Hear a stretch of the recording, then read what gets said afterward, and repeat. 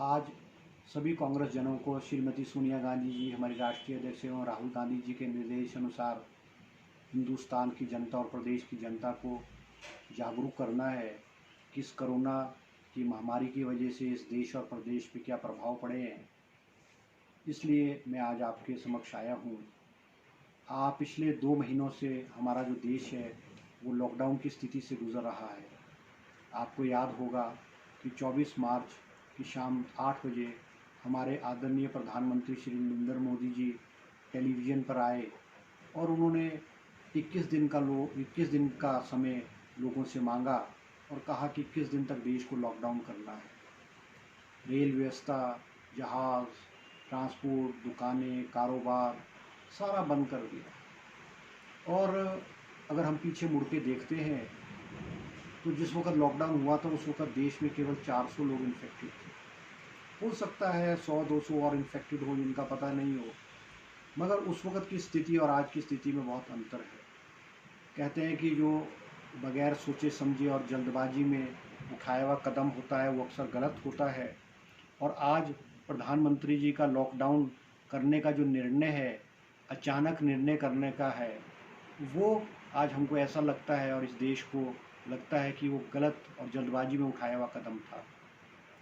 उस वक़्त हमारे प्रधानमंत्री जी ने किसी की सलाह नहीं ली, कोई एक्सपर्ट्स जो हैं और विशेष करके जो प्रदेशों के मुख्यमंत्री हैं उनको पूछा तक नहीं और लॉकडाउन की घोषणा कर दी। इसका परिणाम क्या हुआ कि हमारे जो मज़दूर हैं, गरीब हैं, जो अपने रोज़गार के साधन में देश के अलग अलग हिस्सों में काम करने जाते हैं, वो एकदम जो है कैद में बंद हो गए।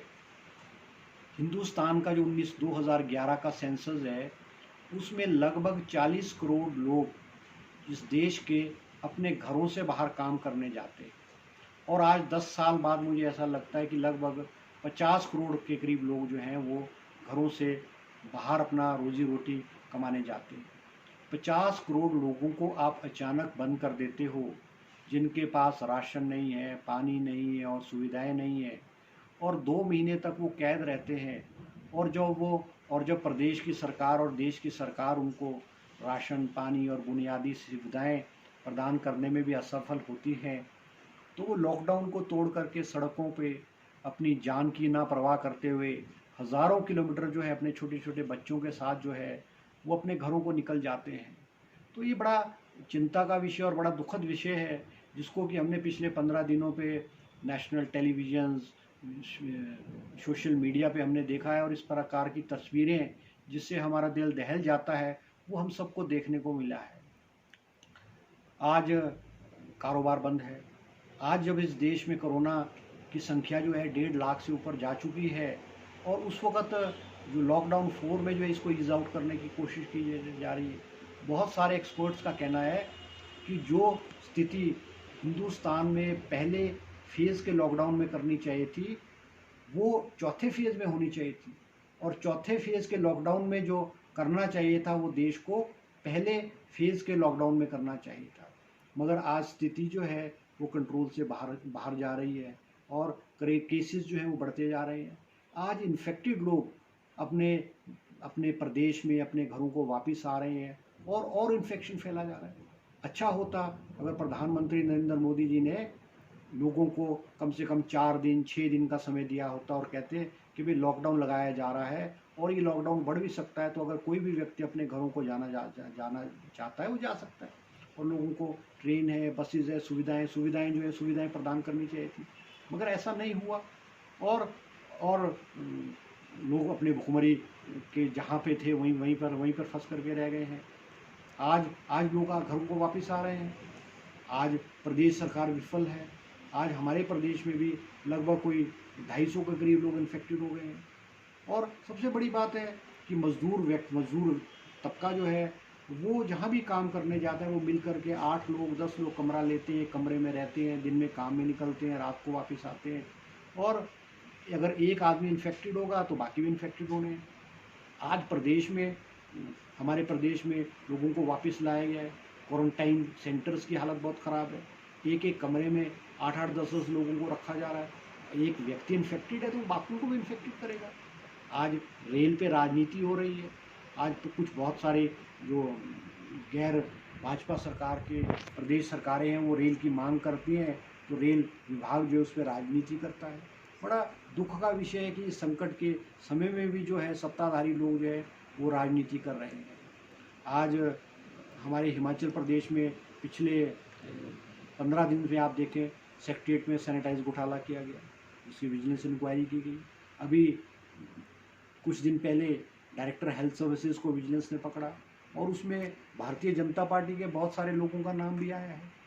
भाजपा के प्रदेश अध्यक्ष राजीव बिंदल जी ने अभी कल त्यागपत्र दिया है और इनका नाम कितना है, कितने इस विषय में ये संलिप्त हैं, ये तो समय और इंक्वायरी बताएगी। मगर बड़ा दुख का विषय है कि ऐसे समय में भी लोग जो है वो दलाली करने की सोचते हैं और दलाली से पैसा हासिल करने के प्रयास करते हैं। बड़ा दुख का विषय है।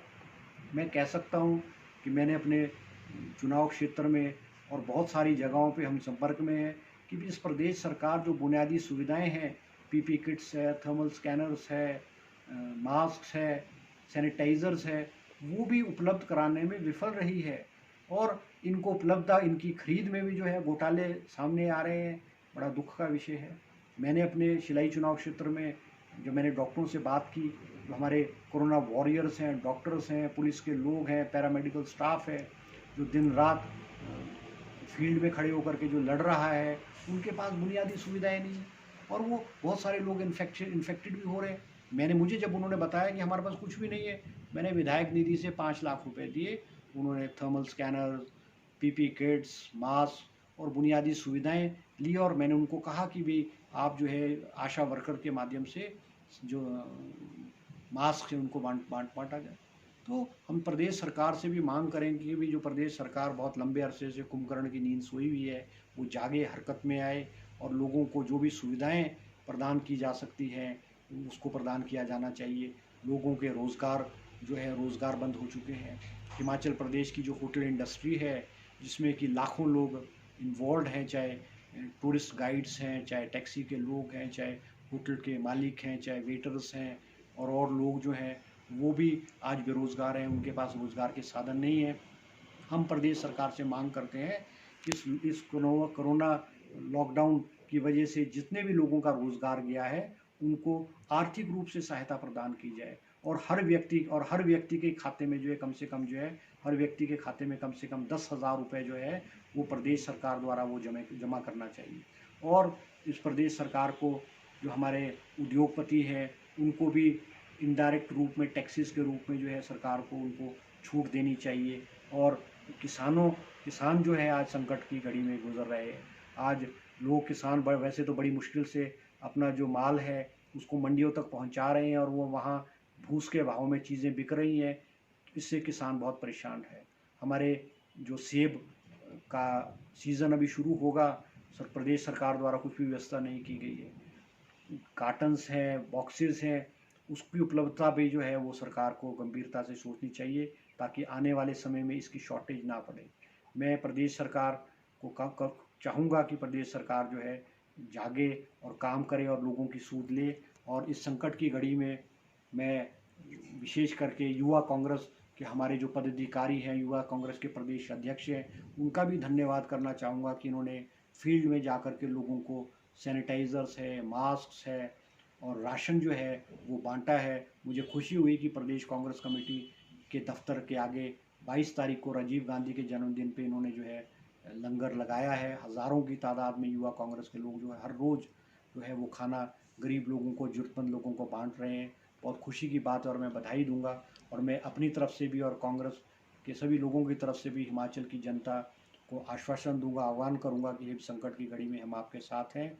जो भी किसी को दिक्कत परेशानी है आप हमें संपर्क करें। आप सबका बहुत बहुत धन्यवाद। जय हिंद, जय हिमाचल।